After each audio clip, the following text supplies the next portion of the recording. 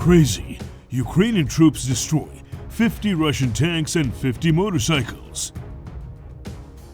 The Russians have just launched one of their largest and most disastrous assaults of the war, a desperate attempt to push through Ukrainian lines and relieve their encircled forces. Their idea to catch the Ukrainians off guard failed, as Ukrainian units coordinated quickly to counter the threat. Geolocated footage from Ukrainian drones shows how they detected the first Russian motorcycle groups speeding toward Volodymyr-Rivka and immediately unleashed their FPV drones. Geolocated footage shows the drones diving on the riders as they tried to zigzag across the muddy road. Some lost control, skidded into ditches, and were blown apart seconds later.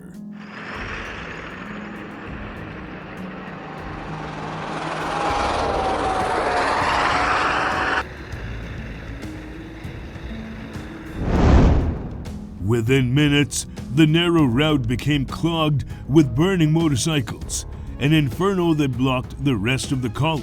Ukrainian artillerymen, who had pre-marked the road, then opened fire. Shell after shell landed amid the wrecks, annihilating the next waves of riders. The armored vehicles that followed slowed to avoid the chaos ahead, as Ukrainian drones descended from above. The drones targeted the weakest spots of the armored personnel carriers, the tracks, wheels, and rear engine compartments, and one after another burst into flames.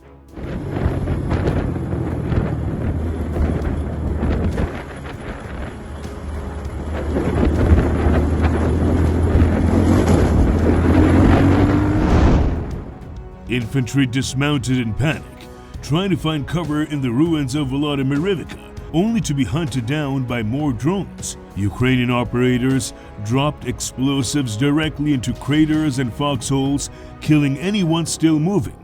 Those who sought refuge in nearby structures were struck by heavy octocopters carrying large munitions. Other drones finished off the immobilized vehicles with precise strikes to ensure they couldn't be recovered later.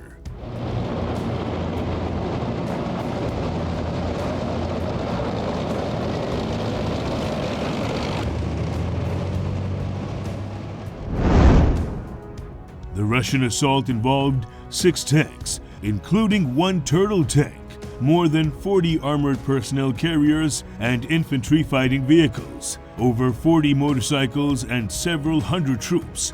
Despite this unprecedented number of vehicles and soldiers, the scene quickly turned into another road of death. As the forward units disintegrated, vehicles at the rear tried to turn around, creating a massive jam that made them easy prey for artillery and more drones. Пустой. Лучший. Я пустой. Ukrainian reconnaissance confirmed that by nightfall, at least 3 Russian tanks, 16 armored vehicles, 41 motorcycles, and 2 additional cars had been destroyed. Preliminary reports counted more than 100 Russians dead and 50 wounded. Fighters from the Azov Brigade later reported that despite these losses, around 32 Russian infantrymen managed to dismount near Volodymyr-Rivka, but 12 were killed almost instantly. The survivors hid in basements and debris, only for Ukrainian octocopters to drop heavy bombs on them through the night, and by dawn, there was no movement in the settlement to be found.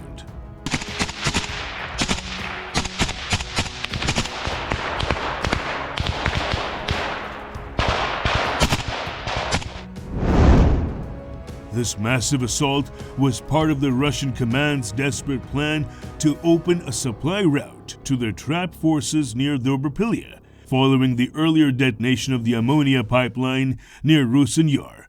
Russian commanders hoped to exploit the resulting confusion and threat. The toxic ammonia gas moved westwards, exactly towards the Ukrainian ground line of communication, putting Ukrainian soldiers under great danger. However, in practice, this only meant Ukrainians could not quickly reinforce their presence in the town, while Ukrainian drone and artillery units remained unaffected and able to respond.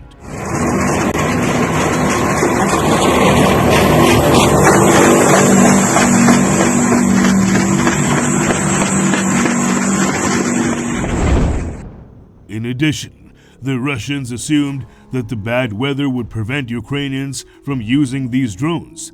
But as the footage shows, operators from several brigades and artillery crews coordinated perfectly and saved the day, turning the sky into a swarm of death for the Russian assault.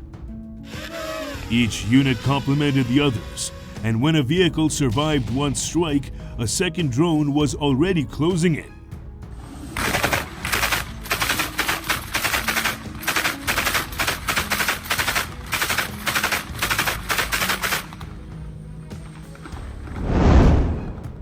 Overall, the Russian waves of assaults near Volodymyr-Rivka will go down as one of their most catastrophic failures near Pokrovsk, even after blowing up the pipeline in a reckless attempt to distract Ukrainian forces and poison them with an ammonia cloud.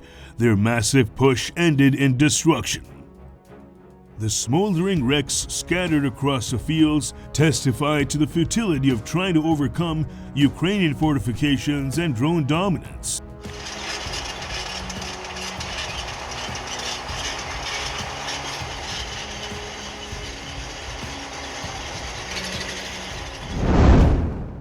With autumn rains turning the terrain into a swamp and Ukrainian engineers mining every approach, this may have been Russia's last major armored assault in this sector for the foreseeable future.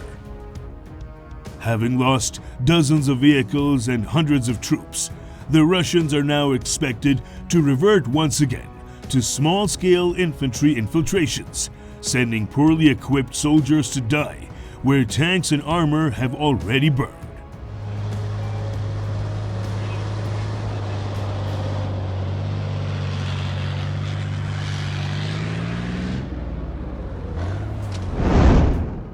But despite the casualties and damage to Russia's economy, Russian President Vladimir Putin has shown no sign of agreeing to a ceasefire or negotiations with Ukraine. More than 1,300 days since the full-scale Russian invasion began. As one expert puts it, Ukraine cannot destroy Russia's war capacity, while Russia appears unable to militarily defeat Ukraine.